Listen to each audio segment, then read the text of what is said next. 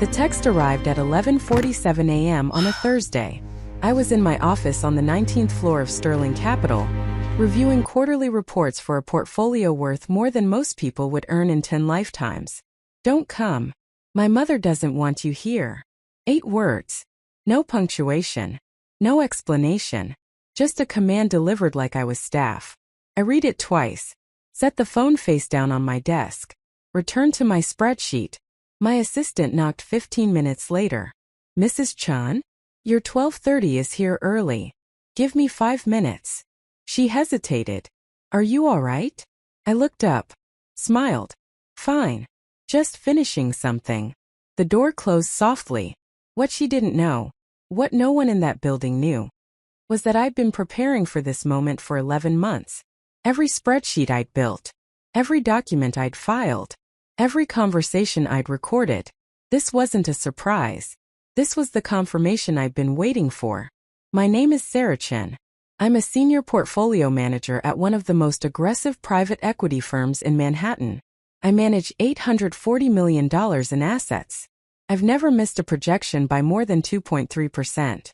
My performance reviews use words like surgical and methodical. I'm the person companies call when they need someone to find value in chaos, when they need someone who can see patterns others miss. My husband, David, is a marketing executive at a mid-tier tech firm. He makes $140,000 a year. Respectable. Comfortable. I make 7 times that. We met in business school. He was charming, ambitious, close to his family. He had this way of making people feel seen. Important. I thought that was genuine. I thought I was lucky. My own parents had died in a car accident when I was 22. Left me alone at an age when most people still had somewhere to go for holidays. I liked the idea of belonging to something warm and loud and full of Sunday dinners. His mother, Linda, smiled at our wedding, hugged me, whispered, "Welcome to the family." I believed her.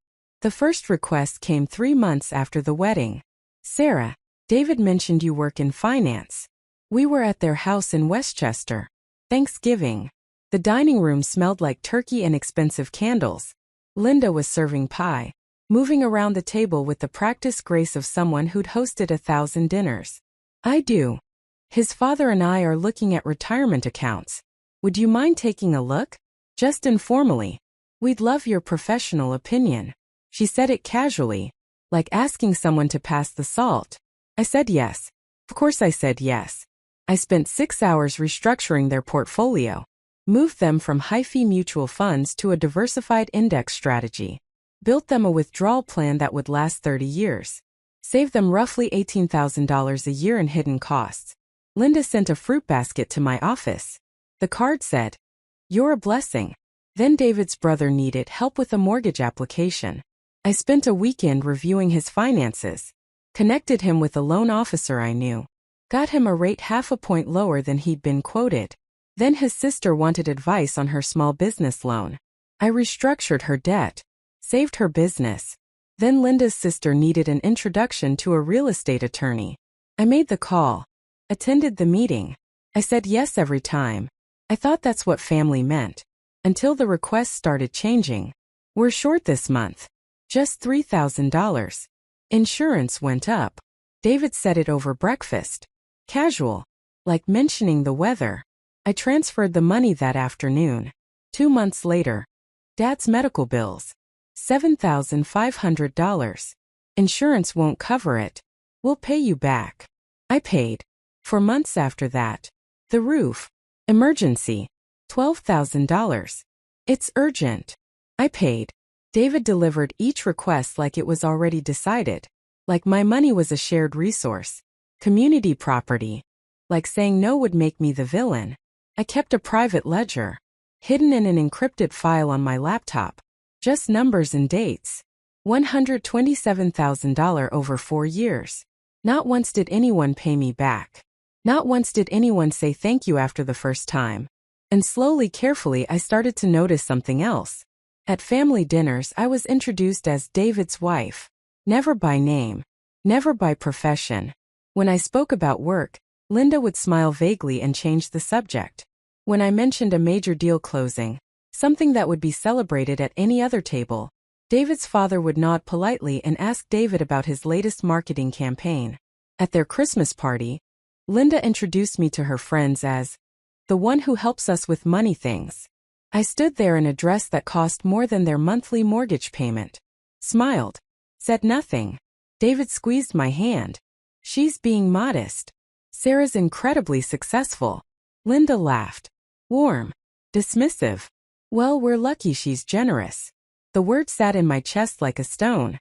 Generous. Not accomplished. Not intelligent. Not capable. Generous. Like I was a checkbook in heels. Like my only value was what I could give them. I started documenting everything. Every request. Every transfer. Every text message and voicemail. Screenshots. Bank statements. Receipts. I didn't know why yet. Just instinct. The same instinct that made me a good investor. The same instinct that told me when a company was hiding debt in subsidiary accounts. When something feels structurally unstable, you hedge. When someone treats you like an asset instead of a person, you protect yourself. Then, 11 months ago, I came home early. I'd canceled a dinner meeting. Client emergency resolved faster than expected. I walked into our apartment at 6:15 p.m. instead of 9 o'clock. David was in the kitchen. On the phone. Laughing. She doesn't even notice. I just say it's for my parents and she transfers it. I know. She's too focused on work to ask questions. I stood in the hallway. Didn't move. Barely breathed. My mom says she's boring as hell, but at least she's useful. Better than being broke, right? More laughter. I walked to the bedroom. Closed the door. Sat on the edge of the bed. Opened my laptop. Started building the case. Here's what most people don't understand about corporate finance. The skills are transferable. Due diligence. Risk assessment. Forensic analysis. Identifying vulnerabilities in complex systems. I spent 3 weeks reviewing our joint accounts. Our mortgage. His retirement contributions. Every shared expense in separate account. Then I hired a forensic accountant. The best one I knew. Former FBI. Now private sector. His name was Marcus Webb. He'd exposed a $40 million embezzlement scheme at a Fortune 500 company. I paid him $15,000 to look at my marriage. What he found was methodical. Almost elegant in its construction. David had been siphoning money for years. Not from joint accounts, that would be too obvious. He was smarter than that. He'd been taking my bonuses. Money I deposited into our future savings, and transferring them in small increments to personal accounts. Accounts I didn't have access to. Accounts I didn't know existed. He'd opened a credit card in my name. Maxed it out on purchases for his parents' house. Paid the minimum from joint funds. He'd listed me as a co-signer on a loan for his mother's medical expenses. There were no medical expenses. Linda had used the money to renovate her kitchen. Marcus showed me the paper trail. Clean. Deliberate. Systematic. Total. $310,000. Not borrowed. Stolen. I didn't confront him. I consulted 3 lawyers. Chose the one who reminded me of myself. Calm. Precise. Expensive. Her name was Rachel Nguyen. 42 years old. Partner at one of the best family law firms in Manhattan. She'd handled cases like mine before. High net worth divorces with fraud components. Financial abuse, she said, reviewing Marcus's report. Combined with identity theft and forgery, you have everything you need for criminal charges. I want more than a divorce. She looked at me carefully. How much more? I want him to understand what he took. I want them all to understand. She smiled. Small. Sharp. Then we'll need to be patient. I'm very good at being patient. We filed paperwork quietly. No drama. No separation announcement. I continued living in our apartment. Continued smiling at family dinners. Continued transferring money when asked. But every transfer now had documentation. Every request was recorded on my phone. Every conversation was noted with timestamps.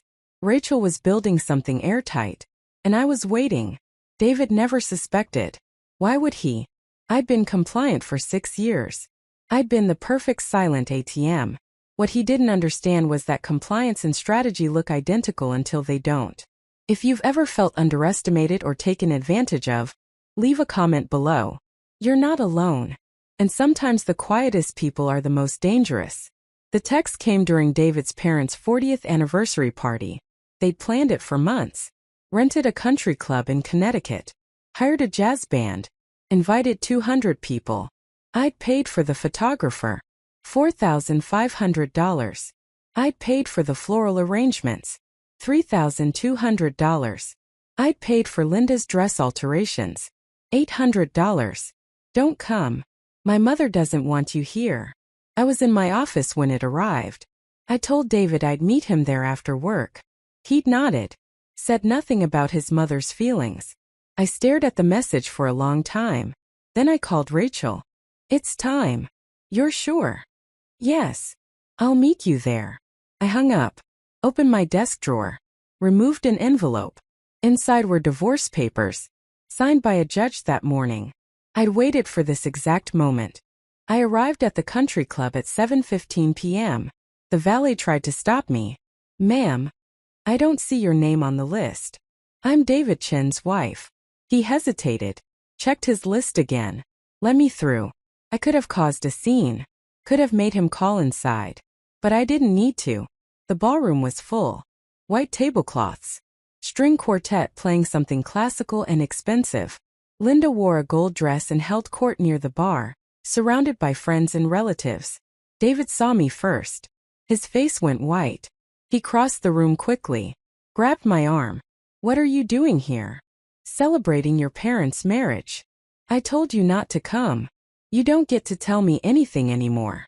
He squeezed harder. Sarah, don't do this. I looked at his hand, then at his face. Let go of me.